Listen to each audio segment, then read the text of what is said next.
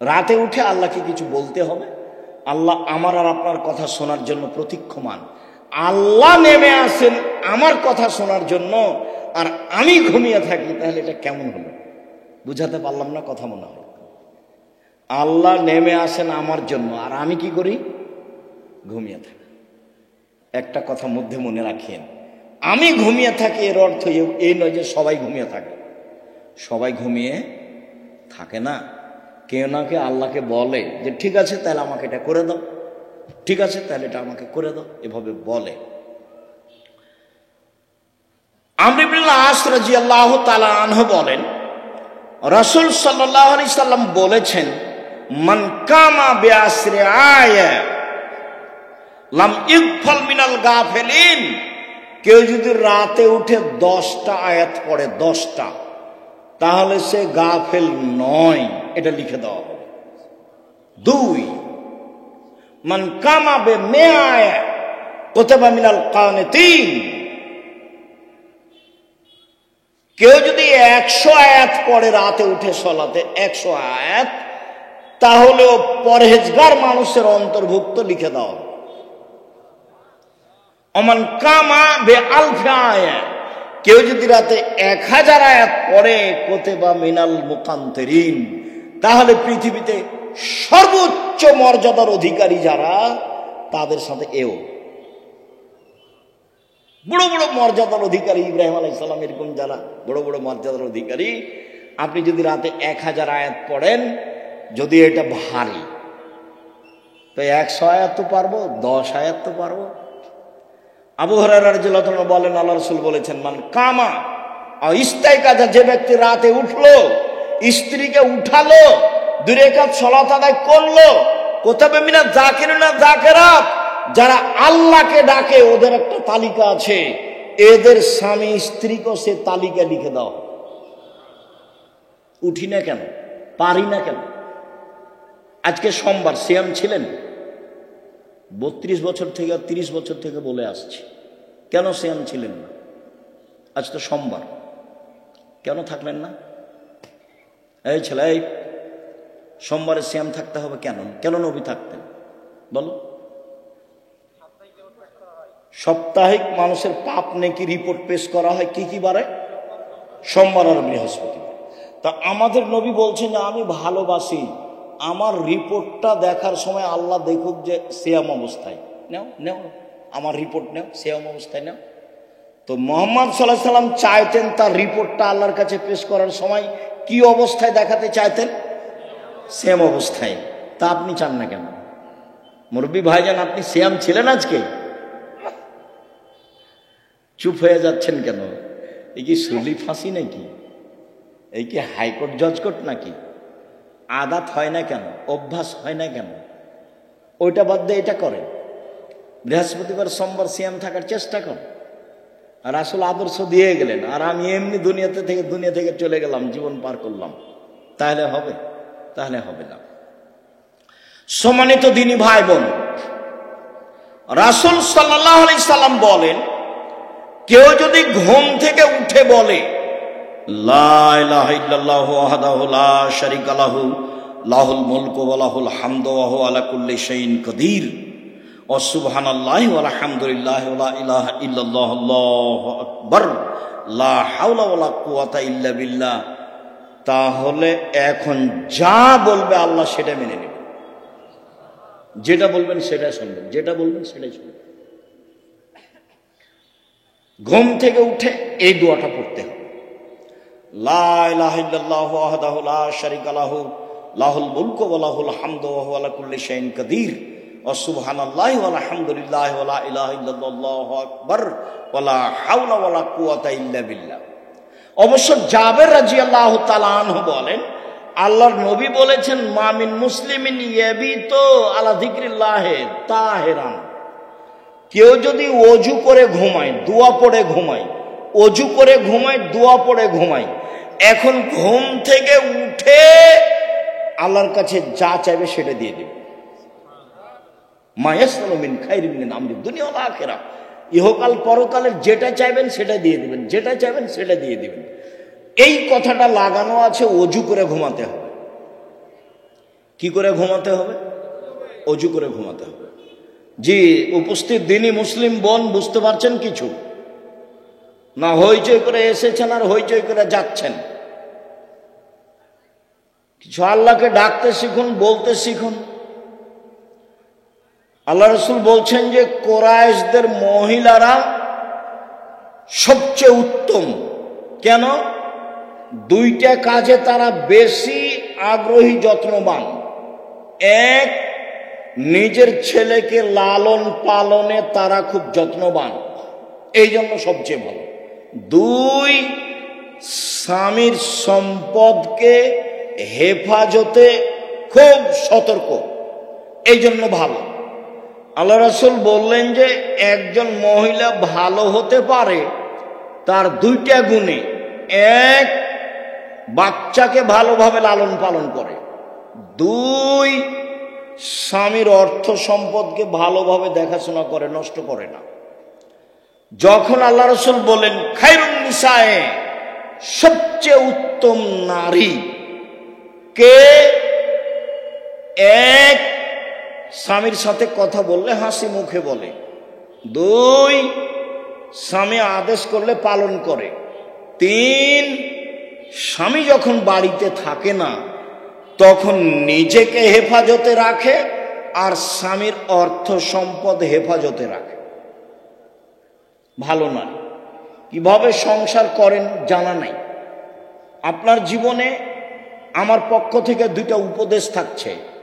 একটা হলো স্বামীর সামনে অভিমান করবেন না। অভিমান নেই, অভিমান বলে কোনো জিনিসই নেই। অভিমান করলেই শয়তান আপনার ক্ষতি করবে। অভিমান কি? অভিমান আমাকে স্বপ্নপুরী দেখাতে নিয়ে গেল না। অভিমান কি? নাটোরের রাজবাড়িটা আমাকে একদিন দেখতে নিয়ে গেল না। অভিমান কি? এই কুরবানিতে একটা শাড়ি দিল না। এগুলো অভিমান। অভিমান করলেই শয়তান সুযোগ পায়। আর যদি আপনি বলতে শিখেন যেভাবে আপনি রাখবেন আমি সেভাবেই খুশি, মোটা কাপড়ে আপনি খুশি তো আমি খুশি, চিকন কাপড়ে আপনি খুশি তো আমি খুশি, আমার পক্ষ থেকে প্রতিবাদ নেই, অভিমানও নেই, তো শয়তান কি করবে তাহলে? তো শয়তান মুখ বন্ধ করে সরে যাবে।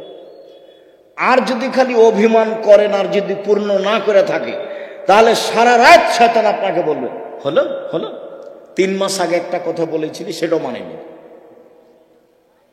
গত রমজানে একটা শাড়ি চেয়েছিলি সেটাও মানেনি, হলো তোকে, তোর কোনো কথাই মানবে না। তখন ঘুম থেকে উঠেও বলে যে তোর সংসারই করবো না, যা তুই আমাকে বাদ দে, তুই সংসারই করবি না, এখনই ছেড়ে দে, এখনই ছেড়ে দে, আমি তোর সংসার করবো না। তখন এ নিরুপায় হয়ে বলে যে যা তাহলে করবি না তো কি করবো, আর 1 তালাক 2 তালাক 3 তালাক যা। যেমন 3 তালাক বলা হয়েছে তখন আর শয়তান নেই, চলে গেছে। এখন দুইজনই ফ্রি। ইন্না লিল্লাহি ওয়া ইন্না ইলাইহি রাজিউন। এইবার ছেলে মেয়ে 3টে, যে খুব ঝামেলা।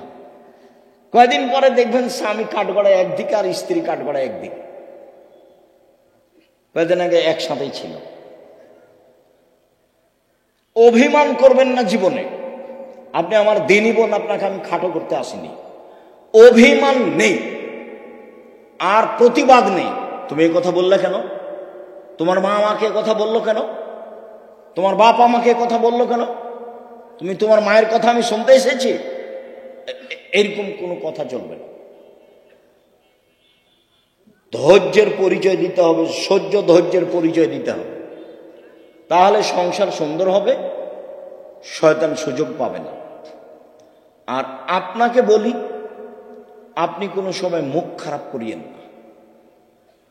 যখন সাহাবীগণ বললেন আল্লাহর নবী আমরা স্ত্রীদের কি হক আদায় করতে পারি, ওরা আমাদের কাছে কি পায়, আল্লাহ রাসূল 1 নম্বরে বললেন আতেমা মাতায়েমতা তুতেমা মাতায়েমতা, তুমি যেভাবে খাও সেভাবে খাওয়াবা, খাওয়া দিয়ে কথা শুরু।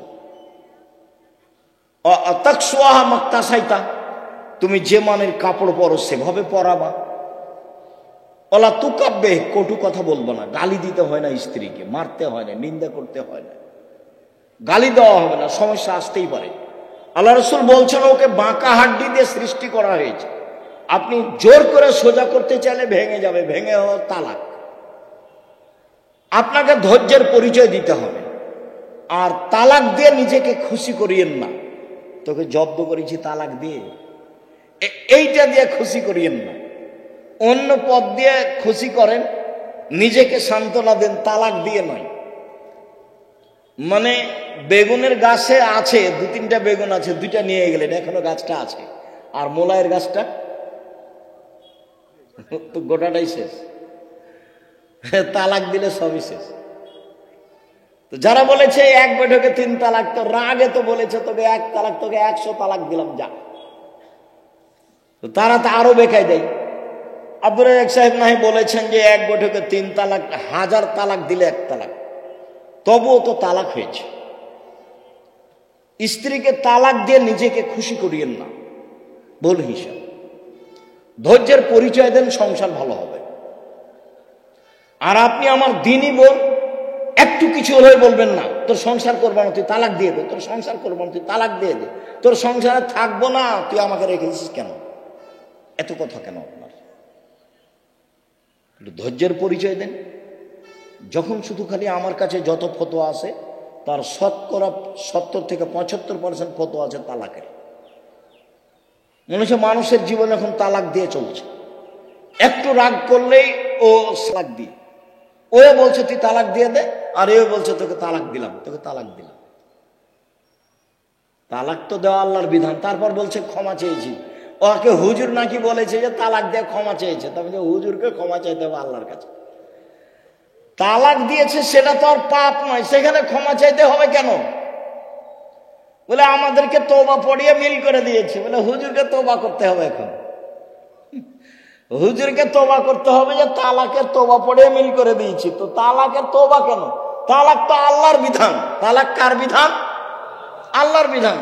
তাল্লে কোহন্নালে ইদ্দাতেহিন্না, পৃথিবীর মানুষ তোমরা তোমাদের স্ত্রীকে তালাক দাও যখন সে ইদ্দা থেকে পবিত্র হয়েছে, সংসার না চললে তালাক দাও, ওটা আল্লাহর নবীও বলছেন।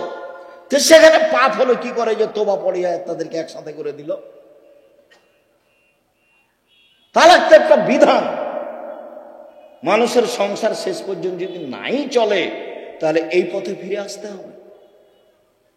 সম্মানিত দিনী ভাই বোন, বলছিলাম 1 মানগত খাবার দিবেন, 2 মানগত কাপড় দিবেন, 3 গালি দিবেন না, নিন্দা করবেন না, 4 কটু কথা বলবেন না, মারবেন না, 5 নিজের বাড়ি ছাড়া কোথাও থাকতে দিবেন না। আপনার বাড়িতে থাকবে, আপনার স্ত্রীটা যে আপনার মাথায় থাকে যেন, হাট বাজারে তাকে যেতে হবে না। আর আপনি মহিলা মানুষ হাটে যান কেন, বাজারে যান কেন? আপনার স্বামী মরেছে, দেবর মরেছে, ভাসুর নেই, দেবর নেই, শ্বশুর নেই, বাপ নেই।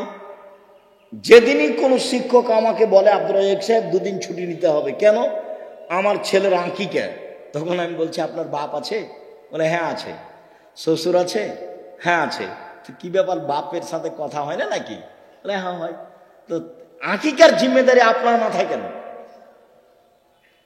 আপনার বাপের সাথে সম্পর্ক কেমন? আপনি টাকা দিয়ে বলেন আব্বা এটা খাসি কিনে নিয়ে আসেন, 2টা খাসি কিনে নিয়ে আসেন, আঁকিকা দেন, আপনার বাপও খুশি হবে। হ্যাঁ বেশ, আমার আর ছেলে আমাকে বলেছে ছেলের কাজ করতে বাপকে খুব ভালো লাগবে, তে মাথা পরি করতে যাচ্ছে।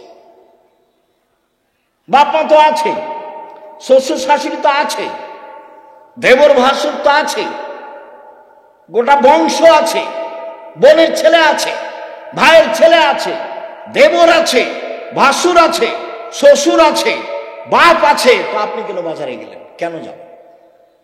কেন যাবেন আপনি? আপনার পা বড় হলো কেন? কে বলেছে আপনি পরহেজগার? আপনার গায়ে তো ফ্যাশন বোরকা দেখা যায়। আপনি হাটে বাজারে ঘুরে বেড়ান, স্বামীর সাথে মুখামুখি কথা বলেন, এরর সাথে কথা বলেন, আপনি পরহেজগার? কে বললো আপনি পরহেজগার? বলে হিসাব দেখবেন, তাকো 1 মিনিট, এই ছেলে খেয়াল করে এদিকে তাকো, পরহেজগারিতে দেখাচ্ছে। যা জিবরাইল ইলান নবী সাল্লাল্লাহু আলাইহি সাল্লাম, জিবরাইল নবীর কাছে আসলেন। নবীর কাছে এসে বলছেন হাজিহি খাদিজা, এই যে খাদিজা, এই যে খাদিজা আতা, এই যে আসছে, এই যে খাদিজা আসছে, মাহা এনাউন, তার সাথে আছে একটা পাত্র, ফিহে এদামুন ওয়া তম, তাতে আছে তরকারি, তাতে আছে খাদ্য, তাতে আছে তরকারি, তাতে আছে খাদ্য। ও আপনার কাছে এটা নিয়ে আসছে। শোনেন, মোহাম্মদ সাল্লাল্লাহু আলাইহি ওয়াসাল্লাম, জিবরাইল বলছেন। কে বলছেন বলেন তো? জিবরাইল বলছেন। কাকে বলছেন? আমাদের নবী মোহাম্মদ সাল্লাল্লাহু আলাইহি ওয়াসাল্লাম বলছেন, ফাকরা আলাইহা সালাম মিন রাব্বিহা ওয়া মিন্নি, ওকে বলে দেন খাদিজা আল্লাহ তোমাকে সালাম দিয়েছে। খাদিজা, জিবরাইল তোমাকে সালাম দিয়েছে। ও বাশশারা বাইতিন ফিল জান্নাহ মিন সাকাবিন, আর বলে দেন খাদিজা তোমার জন্য জান্নাতে একটা ঘর বানানো হয়েছে হীরা মুক্তা মাণিক্য দিয়ে। লা সাখাবা ফিহে ওয়ালা নাসাবা, সেখানে নেই কোনো হইচই, নেই কোনো কষ্ট ক্লেশ ক্লান্তি, সেখানে নেই কোনো হইচই হই হুল্লাড়, সেখানে নেই কোনো কষ্ট ক্লেশ দুঃখ দুর্দশা, কিছু নেই। বলে দেন তিনটা কথা।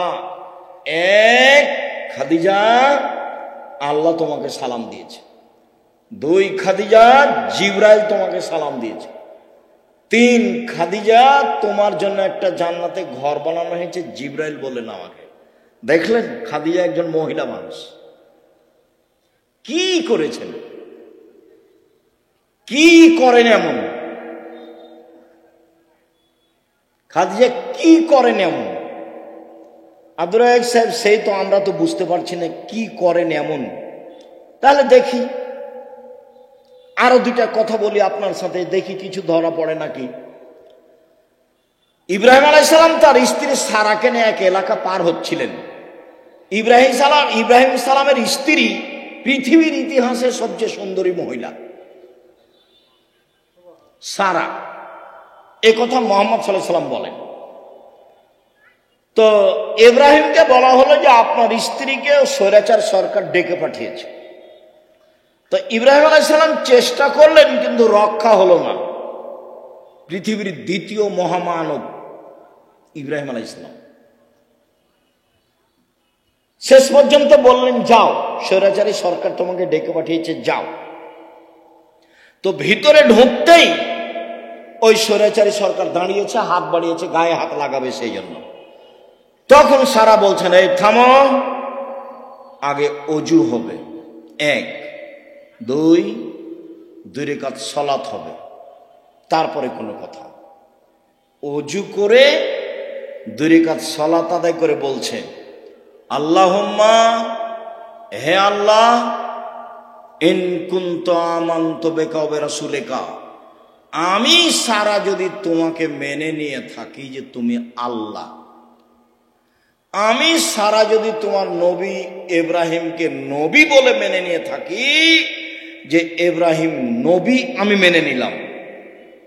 3, আমার জিন্দেগিতে যদি আমি আমার লজ্জা স্থানকে আমার স্বামী ছাড়া কাউকে ব্যবহার করতে না দিয়ে থাকি, এই কথা 3টা যদি আমার সত্য হয়ে থাকে, নির্জনে এই স্বৈরাচারী শাসক যেন আমার গায়ে হাত লাগাতে না পারে। কথা শেষই হয়নি, উল্টে পড়ে গেছে। দেখলেন না ঈমানের দাবি কেমন? পারবেন? হাটে বাজারে হ্যাঁ করে হাঁটছেন না, ঘুরে বেড়াচ্ছেন, কি দিয়ে হবে? বাড়িতে যেমন টিভি চলছে, স্বামী তো কেমন আপনি ভালো জানেন। আপনার স্বামীকে আমি খাটো করে কষ্ট আপনাকে দিতে চাই না, তবে আপনার স্বামী কাপুরুষ আমার কাছে ধরা পড়ে, এটা ঠিক।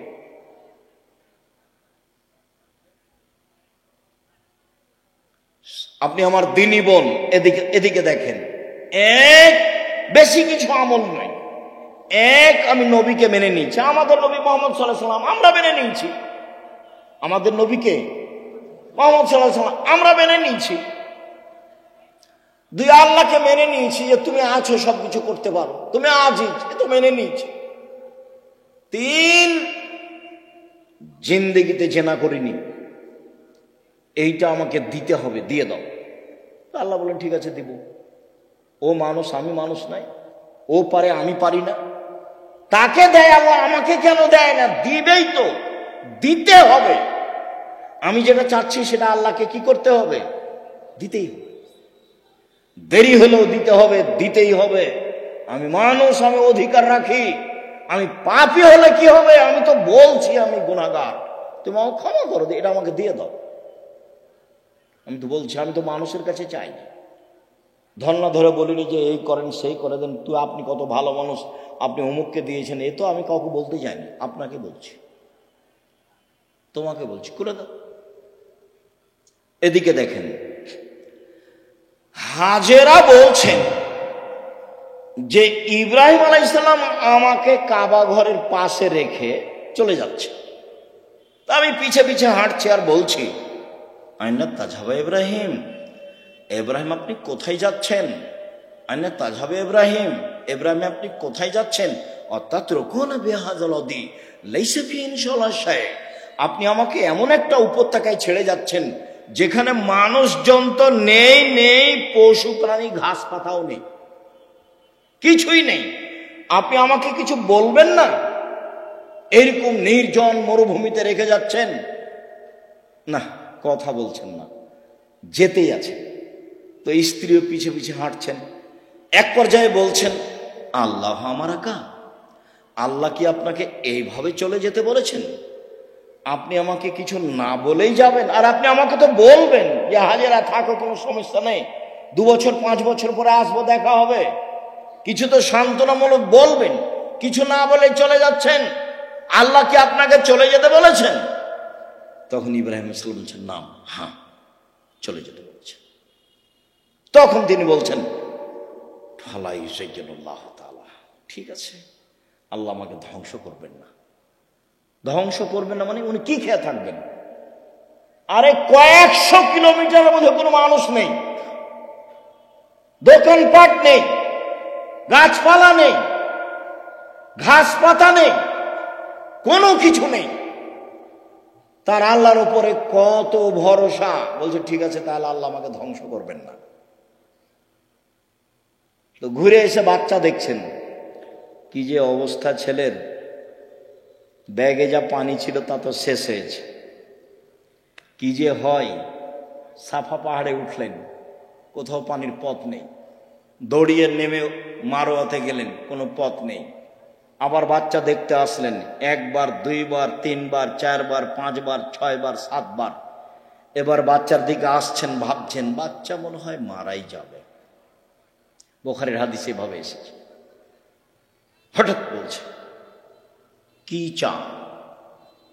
কে? আমার পানির প্রয়োজন। ঠিক আছে, পানির প্রয়োজন বলতেই জিবরাইল বাচ্চার পাশে, জিবরাইল নিজের পা দিয়ে আঘাত করলেন। বাচ্চার পায়ে আঘাত হয়েছে কথা মিথ্যে, বাচ্চার পায়ে জমজম চালু হয়েছে কথা মিথ্যে। জিবরাইল নিজে পায়ের আঘাত করতে পানি একবারে জোরে ফুটে বের হতে লাগলো। তখন হাজেরা পানিগুলি থামাতে লাগলেন, জম জম মানে থামো, উনি বাঁধ দিয়ে পানিগুলো থামাচ্ছেন। আল্লাহ রাসূল বলছেন, যদি হাজেরা পানি না থামাতেন তাহলে জমজমের পানি সারা পৃথিবীতে ছড়িয়ে পড়ত। এভাবে রাসূল সাল্লাল্লাহু আলাইহি ওয়াসাল্লাম বলছেন। আপনি মহিলা মানুষ, নিরাশা হন কেন? আব্দুর রাজ্জাক সাহেব শোনেন, অনেক কথা ছিল আপনার সাথে, তো আপনার সাথে তো কথা বলতে পারি না।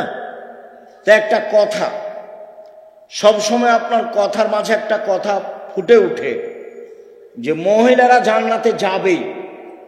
1 5 ওয়াক্ত সালাত, 2 রমজান মাসের সিয়াম রোজা, 3 স্বামীকে মেনে চলা, 4 জেনায় লিপ্ত না হওয়া। তো আমাদের তো এরকম ঘটে গেছে, এখন কি উপায়? চিন্তা করবেন না, চিন্তার কিছু নেই। বুখারী মুসলিমের হাদিস থেকে আপনাকে পরামর্শ দিয়ে আলোচনা শেষ করব ইনশাআল্লাহ। 1, আপনি আজ থেকে বন্ধ করেন, কোনো ছেলে যদি আপনার সাথে কথা বলতে চায় তাহলে আপনি বলবেন, ইন্নী আখাফুল্লাহ, আমি আল্লাহকে ভয় করি। তোমরাকে বলছি, মোবাইলে কোনোদিন আর মেয়ের সাথে কথা বলবা না, বলবো যে আল্লাহকে ভয় করি। খালি যদি আল্লাহকে ভয় করি এই কথা বলো, তো পরকাল তো টিকবেই। পৃথিবীর কোন বিপদ তোমার সামনে এসে তোমাকে ধ্বংস করতে পারবে না। এক। দুই, জেনা বন্ধ, আজ থেকে বন্ধ। তুমি যদি এই সিদ্ধান্ত নিতে পারো জেনা বন্ধ, যে কোনো বিপদ থেকে বেঁচে যাবা। প্রমাণ দিতে পারবা? ওই যে বুখারী মুসলিম, ওই যে ঘটনা, তিনজন রাস্তায় হাঁটছিল, বৃষ্টি আসলো, গর্তে ঢুকে গেল, ওপর থেকে পাথর এসে মুখটা আটকা পড়ে গেল। একজন বলল যে বাপ মাকে ভালোবাসি, পাথর সরিয়ে দেন। তা আল্লাহ বললেন দিলাম। একজন বলল যে একটা লোককে কাজে নিয়েছিলাম, অর্ধেক দিন কাজ করে চলে গেল, টাকা দিতে চাইলাম, নিল না। আমি ওর টাকা বাড়াতে অনেক গরু ছাগল করে দিলাম। একদিন এসে বলছে আমাকে টাকা দেন। আমি বললাম গরু ছাগল নিয়ে যাও। আমাকে বলছে মজাক করবেন না। না, মজাক করিনি, তুমি সবই নিয়ে যাও। সবই নিয়ে গেছে। তে কাজটা যদি ভালো করে থাকি পাথর সরিয়ে দাও, দিলাম। তার একজন বলছে আমার চাচাতো বোনের সাথে আমি জেনা করতে চেয়েছিলাম, তো আমাকে 200টা স্বর্ণ মুদ্রার কথা বলেছিল। আমার চাচাতো বোন ভেবেছিল আমি গরিব মানুষ, টাকা সংগ্রহ করতে পারবো না স্বর্ণ মুদ্রা। আমি হাড় ভাঙা পরিশ্রম করে লম্বা সময় 200 দিরহাম দেনার জমা করে তাকে দিলাম। আমি জেনায় বসেছি, জেনা করব। তখন আমাকে বলছে দেখ আল্লাহকে ভয় কর, আমাকে অসতী প্রমাণ করিস না। দেখ তুই আল্লাহকে ভয় কর, আমাকে জেনাকারিনী মহিলা হিসাবে গণ্য করিস না, আমাকে অসতী প্রমাণ করিস না। তা আমি অন্যায় করিনি, উঠে গেছি। তো দাও, তাহলে পাথর সরিয়ে দাও। তা আল্লাহ বলছেন দিলাম। এ দেখ, বোঝা গেল না কথা? আর এদিকে আল্লাহ বলছেন অনাহাল নাফসা আনিল হাওয়া ফাইনাল জান্নাত হিয়াল মাওয়া। কেউ যদি নিজেকে অশ্লীল কাজ থেকে ঠেকাতে পারে, আমি আল্লাহ তাকে জান্নাতুল মাওয়া দিলাম। আপনি রাতের লম্বা আলোচনা আছে, বক্তব্য রেকর্ডিংয়ে আছে, সেখান থেকে নেবেন। আপনাকে নেওয়ার জন্য আন্তরিকভাবে অনুরোধ জানিয়ে কয়েকটি জরুরি কথা, চলাচল বন্ধ করে কথা শুনবেন। আর আমি কোনো সময় আসলে আমার একটা অনুরোধ রক্ষা করবেন, কাজ মাথায় করে নিয়ে আসছেন না। আপনি যখন রাস্তায় হাঁটেন, গল্প করেন, তখন আপনার কাজটাকে আমি ঘৃণা করি, আমাকে ভালো লাগে না। আর আমি আমার কথার উপরে খুব বিশ্বাসী যে আমি কোরআন হাদিসের কথা বলি। আমার জীবনে আমি কোনোদিন রূপক অপ্রয়োজনীয় কথা বলিনি। তো আপনার হেঁটে বেড়াটা, আপনার গল্প করাটা, আপনার চায়ের স্টলে বসে থাকাটা, এটা আমি ঘৃণা করি। কাজে এই সময় আপনি আমাকে কাজ দেখাবেন না। কি করবেন? গিয়ে দোকানে বসে থাকবেন, নাহলে বউয়ের সাথে গিয়ে ঝগড়া লাগাবেন। কি কাজ আছে? আমি তো আপনার এলাকায় থাকি, যে আপনার কাজ আমি খুব ভালোভাবে বুঝি। আর জমি জায়গার চাষ যদি বলেন, তা আমার আব্বা কৃষক মানুষ ছিলেন, আমিও কৃষকতাকে ভালো বুঝি। জমি চাষ করা, কিভাবে ধান উৎপাদন হবে, কিভাবে আমার আব্বাকে আমি দেখেছি। কাজে আপনার কাজকর্ম আমি ভালো জানি। উপার্জনের পথ 4টা। এই ছেলে, উপার্জনের পথ কয়টা? 4টা। 1 দিন মজুরি, সন্ধ্যায় টাকা শেষ হবে। 2 চাকরি, 25 দিনে সাধারণত টাকা শেষ হবে। কদিনে? 25 দিনে, বাকি 5 দিন ধার কর্য করে চলবে। 3 জমি চাষ, মাস শেষে বছর শেষে লাভ লস সমান বা লস বেশি। এবার আলুতে খুব লস থাকলো। 4 ব্যবসা। তখন আল্লাহ রসুল বলছেন সত্যবাদী বিশ্বস্ত ব্যবসায়ীরা নবীর সাথে থাকবে। তাহাজ্জুদ পড়ে থাকা যায় না। 2টা মেয়ের লালন পালন করলে নবীর সাথে থাকা যাবে। 2টা মেয়ের, 3টে মেয়ের লালন পালন করলে নবীর সাথে থাকা যাবে। একটা সহজ পথ নবীর সাথে থাকার, কি? সত্যবাদী বিশ্বস্ত ব্যবসায়ী। আমি বলিনি এ কথা, এই কথা মুহাম্মদ সাল্লাল্লাহু আলাইহি ওয়াসাল্লাম বলছেন।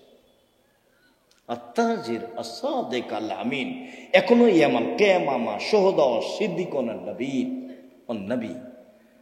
সত্যবাদী বিশ্বস্ত ব্যবসায়ীরা বিচারের মাঠে সিদ্দিক, শুহাদা, নবীদের সাথে থাকবেন। এটা আমার মুখের কথা নয়। 2 আর তিজারাত মাল কি যে বল হালাল। ব্যবসাতে মিথ্যা কথা এসে যায়, ব্যবসায় কসম চলে আসে। ফাসুবহু বিসাদকা, দান করে মিটিয়ে দাও। তো দিন মজুরি করলে তো দান করতে পারবেন না, ও তো সন্ধ্যায় টাকা শেষ হয়েছে। চাকরি করলে তো 25 দিনে গেছে, কয়েকদিন ধার কর্য করে গেছে। আর জমি চাষ করলে তো লাভ লস সবাই বুঝে। তাহলে কিছু করতে হলে কি করতে হবে? ব্যবসা, রিস্ক নিয়ে ব্যবসা করতে হবে, পিছু হটার কোনো সুযোগ নেই। আব্দুর রাজ্জাক সাহেব, আমি করেছিলাম 10 লাখ টাকা লস, চিন্তা করবেন না, পিছু হটার সুযোগ নেই, ব্যবসায় করতে হবে। তবে যে ব্যবসা ধরে আছেন সেটাকে সহজে বাদ দিয়ে আরেকটা করতে যাবেন না, ওটা আল্লাহ রাসূল না করেছে। হ্যাঁ, এইটার চেয়ে একটা ভালো ব্যবসা আপনি বুঝতে পারছেন আপনার বিদ্যা বুদ্ধি দিয়ে, তখন ওটা শুরু করবেন। একটা টোটালেই ছেড়ে দিয়ে আরেকটায় যাবেন না, নাহলে মায়ের খাওয়ার সম্ভাবনা আছে। তাহলে রুজি উপার্জনের সবচেয়ে উত্তম পথ কোনটা? ব্যবসা। আমি চকলেট দিয়ে ব্যবসা করতে বলিনি, আমি বলেছি সবচেয়ে কম পয়সার ব্যবসা কি? চকলেট। আমি বলিনি যে চকলেটেরই ব্যবসা করতে হবে, আমি বলেছি শ্বশুরের কাছে যৌতুক নিও না, চকলেটের ব্যবসা করো। তা আমি কি চকলেটেরই ব্যবসা করতে বলেছি, না লোন লাগবে না কিদের ব্যবসা কিসের করতে হবে? কম টাকা, তাহলে লোন নেওয়া লাগবে না। কলার ব্যবসা করতে বলেছি, লোন নেওয়া লাগবে না। আর কলকাতায় হিরোইন কিনে ঢাকায় বিক্রি করতে নিষেধ করেছি, শ্বশুরের কাছে টাকা নিতে নিষেধ করেছি, খুব শক্তভাবে নিষেধ করেছি। এবং এ কথা বলেছি, ভিক্ষা করা টাকা দিয়ে চাউল কিনে ভাত খেয়ে ইবাদত কবুল হবে, শ্বশুরের কাছে যৌতুক নিয়ে এসে টাকা দিয়ে চাউল কিনে ভাত খেয়ে ইবাদত কবুল হবে না। শ্বশুরের কাছে টাকা নেওয়া জুলুম, ওটার নাম কি? যৌতুক। সন্ধ্যা হতে হতে টাকা ফেরত দিতেই হবে যে কোনো মূল্যে। নিজে উপার্জন করে খেতে শিখো, দিন মজুরি করে খাও, সহজ পথ। ব্যবসা করো ছোট, সহজ পথ। শুকরিয়া, জাযাকুমুল্লাহ খায়র। সম্মানিত দিনী ভাই বোন, আপনাদের সাথে জরুরি কথা, কোনোদিন আসলে এই থামো, ছেলে থামো, সবাই উপস্থিত হওয়ার চেষ্টা করবেন, ভাই বোন সবাই। এক জরুরি কথা, আল ইতিসাম পত্রিকা সহ অন্যান্য বইগুলি নিয়ে যাবেন। যে আলোচনা করছিলাম সে আলোচনা উপদেশ বইয়ে আছে আর আদর্শ নারীতে আছে।